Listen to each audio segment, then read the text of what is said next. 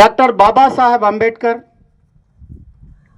బాబు జగ్జీవన్ రామ్, అదేవిధంగా జ్యోతిరామ్ పులే వీరి అడుగుజాడల్లో నడుస్తూ మన సమాజానికి, దళిత వర్గానికి మనమంటూ వెన్నుదన్నుగా ఉండాలని కృషి చేస్తున్నటువంటి వేదిక మీద ఉన్నటువంటి దళిత నాయకులందరికీ కూడా బాబు జగ్జీవన్ రామ్ జయంతి ఉత్సవాల శుభాకాంక్షలు తెలియజేస్తూ, మిత్రులారా, ఆనాడు ఉన్నటువంటి భారతదేశానికి స్వాతంత్రం వచ్చే నాటికి భారతదేశ అక్షరాస్యత శాతం 12%. భారతదేశ అక్షరాస్యత శాతం 12%. అందులో దళిత వర్గాల అక్షరాస్యత శాతం 0. అందులో ఉన్నటువంటి వాళ్ళు కొంతమంది ధైర్యం చేసి చదివినటువంటి వాళ్ళు డాక్టర్ బాబాసాహెబ్ అంబేద్కర్, అదేవిధంగా బాబు జగ్జీవన్ రామ్, ఇంకా కొంతమంది మాత్రమే. కానీ వాళ్ళని 1%గా లెక్కలోకి తీసుకోలేం. ఎందుకంటే జనాభా ప్రాతిపదిక కనుక తీసుకున్నట్లయితే 100 కోట్ల మంది ఉన్నట్లయితే ఆ 100 కోట్ల మందిలో 1 కోటి మంది చదివితే 1% తీసుకుంటాం. 100 మంది చదివితే అందులో ఒక్కరు చదివితే 1%గా తీసుకుంటాం. కానీ ఆ రోజులో ఉన్నటువంటి దాదాపు 2 కోట్ల జనాభాలో మనం ఏ మూలన కూడా లేనటువంటి పరిస్థితి. అంటే ఒక్కసారి ఆలోచించాలి, ఆనాటి ఉన్నటువంటి పరిస్థితులలో ఆ రోజు పరిస్థితులను మన మీద ఎంత ప్రభావం చూపించిందని అంటే ఎక్కడ కూడా మనం 0 స్థాయి మైనస్లో ఉన్నట్టు లెక్క. అయినప్పటికీ ఆ ధైర్య సాహసాలతో బాబు జగ్జీవన్ రామ్ గారు చదువుతున్నటువంటి పాఠశాలలో 2 కుండల పద్ధతి అనేది ఉన్నది. మీరు ఆయన చరిత్ర కనుక చూసినట్లయితే 2 కుండల పద్ధతి ఉన్నది. ఆయన అనుకున్నాడు, ఆయనకు తెలియదు నిజానికి ఈ 2 కుండలు ఎవరికి, ఆ మొదటి కుండ ఎవరిది, రెండవ కుండ ఎవరిది అని. ఆయన చెప్పారు, అక్కడ ఉన్నటువంటి టీచర్లు, తర్వాత మిగతా వాళ్ళందరూ కూడా చెప్పారు. ఏమని అంటే 2 కుండలు ఎవరెవరికంటే మొదటి కుండ అగ్రవర్ణాలకు చెందినటువంటిది, రెండవ కుండ దళిత సామాజిక వర్గానికి చెందినటువంటిది.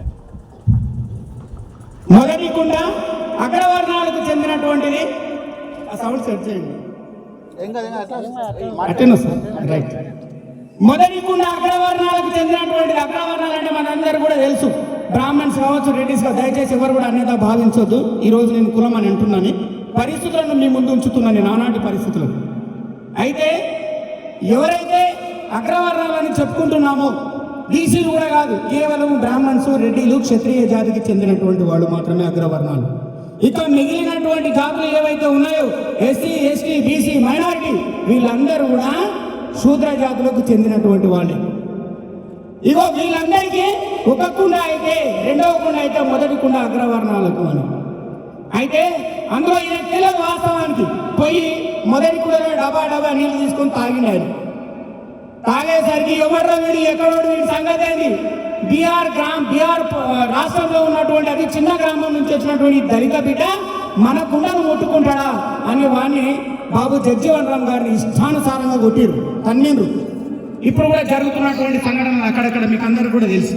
అయితే అప్పుడు ఆయన చాలా చిన్నగా ఉన్నాడు వయసులో, ఆయన శారీరక పరిమాణంలో అయినా సరే చాలా చిన్నగా ఉంటాడు, పొట్టి ఉంటాడు ఆయన. వెంటనే బిడ్డ మయం లేని మీరున్నారా, చూడండి ఆ చిన్న వయసులోనే ఎంత జ్ఞానం అనేది, మేము లేని మీరున్నారని కట్ట తీసుకొని ఇష్టానుసారంగా ఆ 2 కుండలను వలగొట్టేసాడు. చెప్పండి ఎవరిని చెప్పుకుంటాడు అని చెప్పేసి ఏకంగా వాళ్ళ కుటుంబాన్ని వెలివేయడం అనేది జరిగింది. పాఠశాలలో వచ్చి మీ అబ్బాయి ఈ విధంగా చేశాడు, మరి మీ పరిస్థితి ఏంటి, మీ అబ్బాయిని చక్కదిగాక మిమ్మల్ని కులంలోకి తీసుకోము అని చెప్పేసి గ్రామం నుంచి వెలివేయడం అనేది జరిగింది. ఇప్పుడు కూడా జరుగుతున్నాయి అక్కడక్కడ. అగో ఆ సందర్భం నుండి అంటే ఇంకా దళిత వర్గాల్లో అప్పటికి దళితుడు అని లేదు, హరిజనులు అనే పదం ఉన్నది. హరి అంటే శ్రీ మహావిష్ణువు, అగో ఆయన పాదాల నుండి పుట్టినటువంటి వాడే జనుడు, అగో వాడే దళిత వర్గం.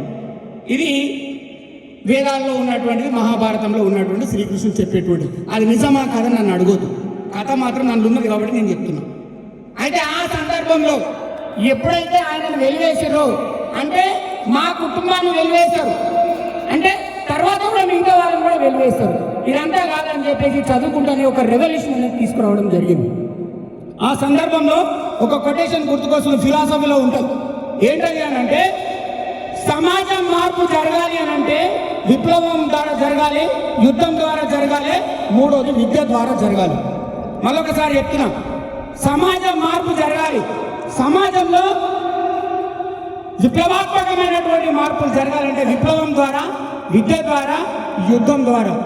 అయితే ఈ రెండింటిని అనాలిసిస్ చేసిన ఆ చిన్న వయసులోనే ఏంటి, యుద్ధం కనుక జరిగినట్లయితే మనం యుద్ధం చేసే సామర్థ్యం మనకు లేదు, మనకు ఆ స్థాయి లేదు, అంత జ్ఞానవంతులు లేరు, శారీరక దారుఢ్యం ఉన్న ఆయుధాలు మన దగ్గర లేదు, జ్ఞానం మన వద్ద లేదు అని అనుకున్నాడు ఆయన. యుద్ధం మనం చేయలేము.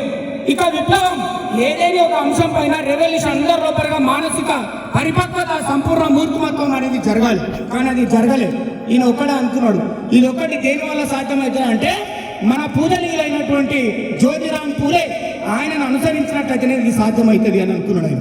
అంటే ఆయన ఏమన్నాడంటే సమాజంలో అందరు ఎప్పుడైతే చదువుకుంటారో సమాజ నిర్మాణం జరుగుతుందని చెప్పేసి జ్యోతిరామ్ పూలే చెప్పడం జరిగింది. ఆ మాటను విద్యగా భావించి మనం ఎప్పుడైతే చదువుకుంటామో అప్పుడే ఇది సాధ్యమవుతుందని చెప్పేసి ఆ మాటతోనే ఈ విద్య ద్వారానే సమాజ నిర్మాణం జరగాలి, విప్లవం తీసుకురావాలని బాబు జగ్జీవన్ రామ్ గారు ఆనాటి నుండి చివరికి ఎక్కడి వరకు కాలేజీ స్థాయిలో, యూనివర్సిటీ స్థాయిలో వెలివేయడం అనేది జరిగింది. ఎక్కడ కూడా 2 కుండల పద్ధతి ఉండాల్సిన పని లేదు, మేము చదువుకోవాలి, మాకంటూ ప్రత్యేక స్థానం జరగాలి అనే ఉద్యమాన్ని తీసుకుని అప్పటి నుండే ఒక రాజకీయ నేతగా సమాజంలో ఉన్నటువంటి దళిత వర్గాల, అణగారిన వర్గాల యొక్క అభ్యున్నతి కోసం ప్రయత్నం చేస్తూనే అతి చిన్న వయసులోనే ఎంపీగా పోటీ చేయడం అనేది జరిగింది. ఆ రోజుల్లో అనుకున్నారు ఇక తెలియగలిగినటువంటి వాడు, విప్లవ స్ఫూర్తి కలిగినటువంటి వాడు, సమస్యలు ఎదుర్కొనేవాడు ఎవడే ఉన్నాడనంటే బాబు జగ్జీవన్ రామ్ ఒక్కడే ఉన్నాడని చెప్పేసి ఎంపీ టికెట్ ఇచ్చేసి ఆయన ఎంపీగా ఎంపిక చేయడం జరిగింది. ఈ దేశంలో అతి చిన్న వయసులో ఎంపీగా అయినటువంటి వాడు ఆనాటి ఉద్యమకారుడు, జాతీయ నేత బాబు జగ్జీవన్ రామ్.